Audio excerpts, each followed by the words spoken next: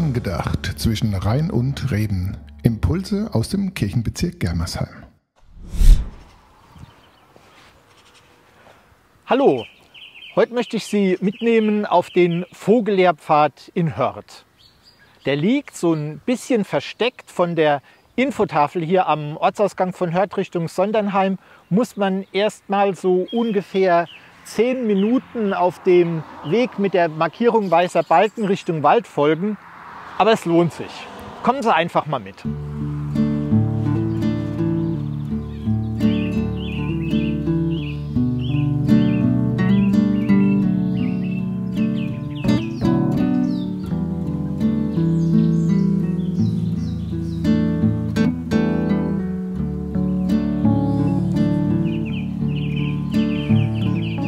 So, jetzt sind wir hier am Anfang des Vogellehrpfads. Der ist rund 2 Kilometer lang und unterwegs gibt es jede Menge Infos über die einheimischen Vögel, aber auch über den Wald und seine sonstigen Bewohner. Außerdem führt der Weg durch so ein richtig verwunschenes Waldstück, das ganz vielen Vögeln eine Heimat bietet. Deshalb sollten Sie gerade im Frühjahr eins auf keinen Fall versäumen, nämlich immer mal wieder stehen zu bleiben und einfach dem Konzert der Vögel zuzuhören.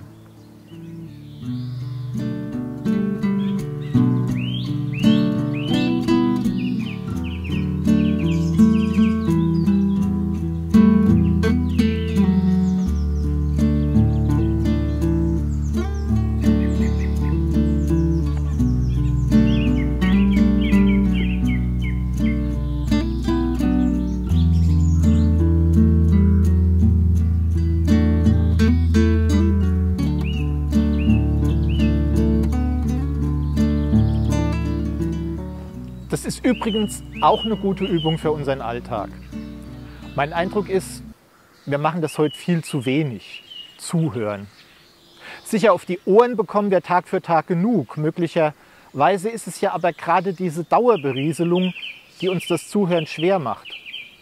Was nehme ich eigentlich von all dem eigentlich überhaupt noch wahr? Muss man vielleicht heute spektakulär, schrill, laut sein, um überhaupt noch gehört zu werden? Schaffen wir es überhaupt noch, denen zuzuhören, die ruhig und sachlich komplexe Sachverhalte zu vermitteln versuchen? Oder haben wir nach 30 Sekunden da schon weggeklickt?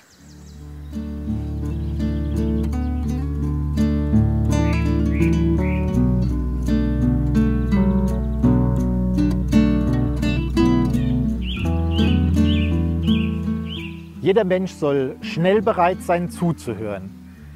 Aber er soll sich Zeit lassen, bevor er selbst etwas sagt oder gar in Zorn gerät. Diesen Rat hat der Verfasser des Jakobusbriefs in der Bibel seinen Lesern schon vor fast 2000 Jahren mit auf den Weg gegeben. Mir scheint, er könnte das fast für unsere Zeit geschrieben haben. Jeder Mensch soll schnell bereit sein, zuzuhören, aber er soll sich Zeit lassen, bevor er selbst etwas sagt oder gar in Zorn gerät.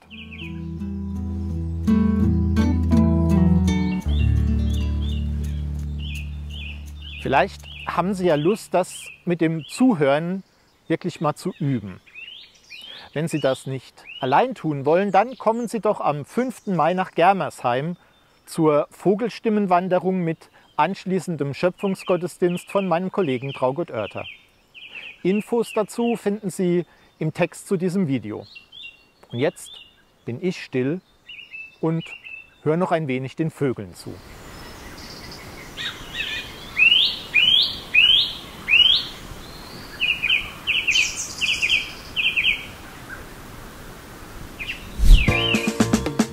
Angedacht zwischen Rhein und Reben. Impulse aus dem Kirchenbezirk Germersheim.